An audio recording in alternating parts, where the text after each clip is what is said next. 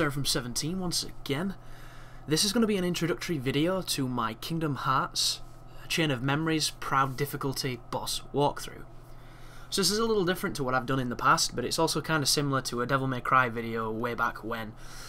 Because I'm not going to have a lot of time to talk in the actual boss fights except specifically about what's happening in them and what I'm doing, I'm going to give you a slight overview of what this walkthrough is going to be and exactly what you're going to be seeing in it.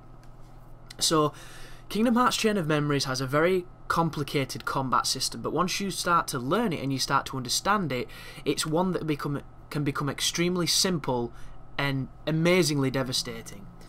So what's going to happen here is I'm going to be showing you how to exploit some of the sleights, some of the techniques, and some of the things that you can do in this game to essentially beat the bosses on the hardest difficulty before you've even fought them. Because if you have your deck built in such a way as you're going to see in these videos, there is very little skill required, and most of the fights are already won before you've even entered them.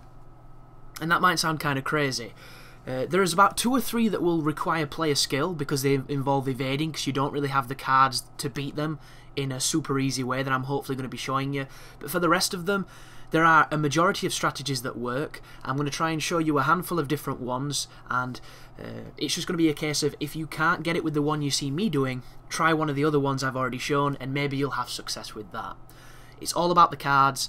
You know, it doesn't matter about level, it doesn't matter about your life or anything like that. The combat that you're going to be seeing here, what I've tried to do is I've not upgraded my life once on the entire playthrough so that it was never a case of me being able to take more damage than you.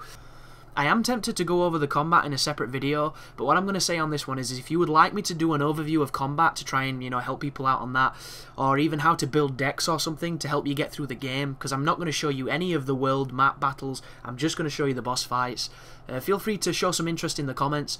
If I get enough people asking for it, I will be glad to do it, because it's a really fun game and it's kind of tricky at first. Like, I had no idea what I was doing on my first playthrough, so I understand everybody's issues if they're having them.